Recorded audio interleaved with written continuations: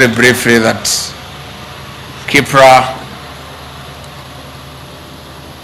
is renowned and respected in this country for very sound formulation of policy.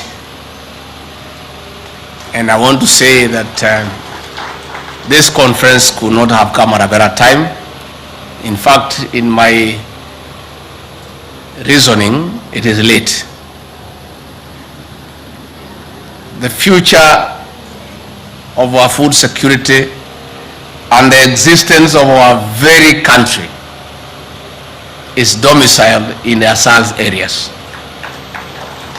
And therefore, this partnership with Kipra to develop policy on the possible interventions to turn the SARS from a food deficit area to a surplus one is the panacea for sorting out not only our food security but our economy as a country. The ASAL areas have great potential in terms of food production. What is required is infrastructural development, peace and security, and most important, water. So this conference, I'm sure, at the end of this conference, you'll come up with a policy framework of the interventions that are required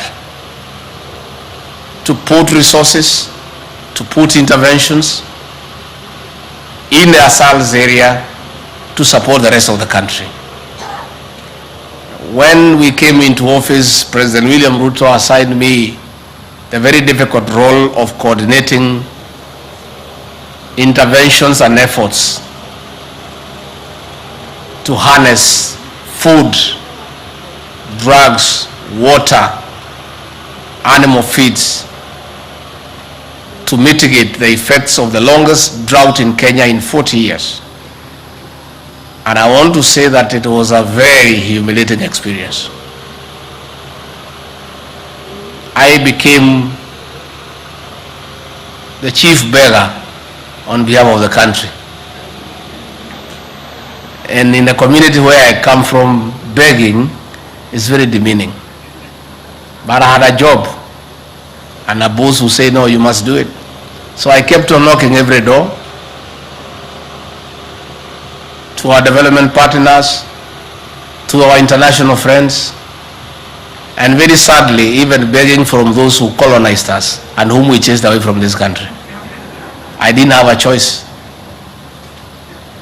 Had we put our mind the way you have done these 3 days to coming up with the policy formulation on possible interventions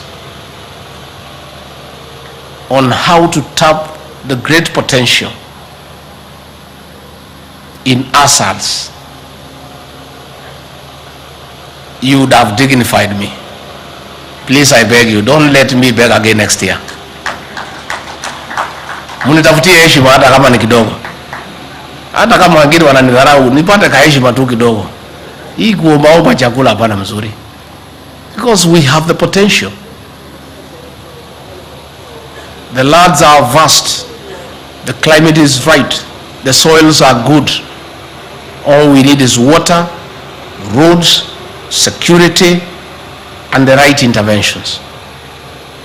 And then we don't have to beg again. If you go to Israel, if you go to United Arab Emirates, the climate is the same as in Garissa, as in Mandera, as in Wajir. But go to Dubai and see the transformation. Go to Israel and see the transformation. They are food secure. They produce everything they want. And I think that is doable. So this conference is very, very, very important. And I really want to thank Kipra. I want to thank ASALS. I want to thank the State Department of Planning for putting these great minds here today. I'm sure at the end of the conference, you'll come up with clear and concrete proposals to engage us in government to see what we can do together to tap that great potential in the SARS areas. I want to take this opportunity to really thank our Cabinet Secretary for Asals, Rebecca Miano, and the PS, Dakota. I think you guys taught him the right things in this campus. And the governors in the Asals counties. Because working together with me, we made sure that despite the intensity of the drought that was the most harsh in 40 years, after 5 failed seasons, through prudent planning and hard work and commitment of our CS, the PS, and the governors, and our office, not a single Kenyan died from the drought. That should never be an achievement, that we are celebrating that nobody died from drought. No. We shouldn't be there. We should be saying that drought should never be part of our life, because we have invested heavily in ASAL areas, sunk boreholes, constructed water ponds, small dams and mega dams, and move away from rain-fed agriculture to irrigation so that we get enough food supply.